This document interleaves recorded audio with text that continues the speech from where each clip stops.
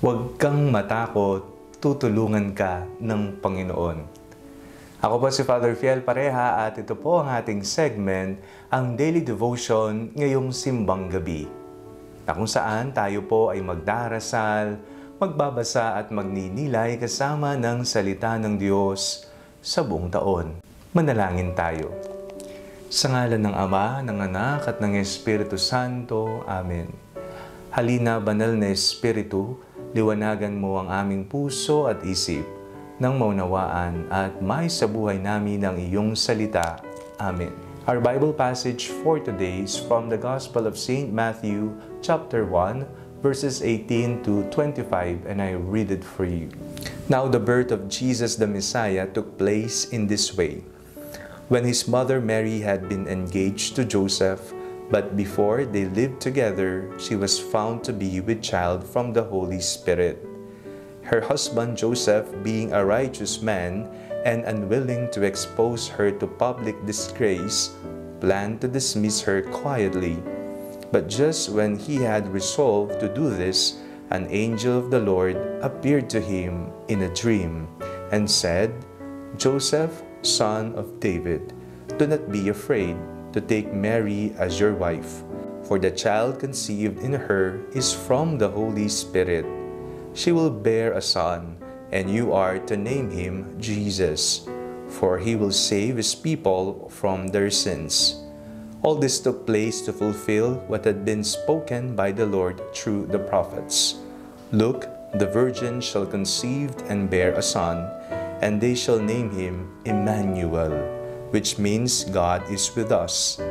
When Joseph awoke from sleep, he did as the angel of the Lord commanded him. He took her as his wife, but had no marital relations with her until she had borne a son, and he named him Jesus. Ikaw po ba ay matatakotin? Anong pinagmumulan ng iyong takot?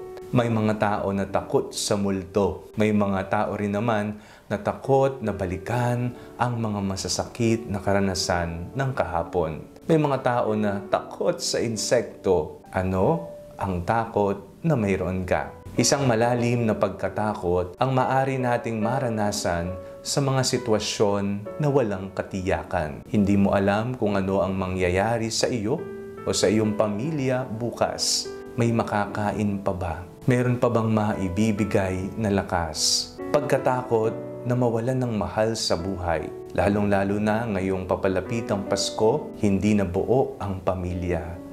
Iba-ibang uri ng takot. May malalim, may mga takot na gawa ng eksternal na bagay o maging ng mga sitwasyon. Sa ating pong binasang Ebanghelyo, ngayong ikatlong araw ng ating pagsisimbang gabi, napakinggan po natin ang takot na namayani sa puso ni Jose. Gusto niyang hiwalayan na si Maria, hindi na ituloy ang kanilang relasyon, pero nagpakita ang anghel ng Diyos sa kanya. Anong sinabi? Huwag kang matakot. Sa mga panahon na hindi po tayo sigurado sa mga magiging desisyon natin sa buhay, ang mensahe ng Panginoon, huwag kang matakot. Bakit hindi tayo matatakot? Ito po'y ipinahayag ng anghel kay Jose. Ang sabi ng ating binasang Ebanghelyo, bilang katuparan sa mga hula at pahayag ng mga propeta, ipapanganak ang anak ng Diyos at siya'y tatawaging Emmanuel, na ang kahulugan, kasama natin ang Diyos. Nasa atin ang Diyos. Kung ganun pala, wala nang dahilan upang tayo ay matakot pa. Baunin natin ang paalala at kasiguraduhan na kasama natin ang Diyos, higit lalo sa mga panahon na tayo ay tinatablan ng takot sa buhay. Manalangin tayo. Panginoong Jesucristo, nawa sa mga panahon na kami ay takot na takot, ipadama po ninyo sa amin ang inyong hindi nangiiwan na presensya. Amen. Sa ngalan ng Ama, ng Anak at ng Espiritu Santo. Amen. Huwag po ninyong kalimutang i-like ang video ito, mag-comment po kayo, and share it with your family and friends. Ang panalangin bago matulog ay may sariling Facebook page na po.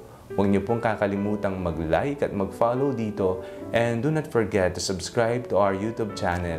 I-click niyo lamang po ang link na nasa description ng video ito, o kaya naman po, just search Father Fiel Pareha. God bless you po.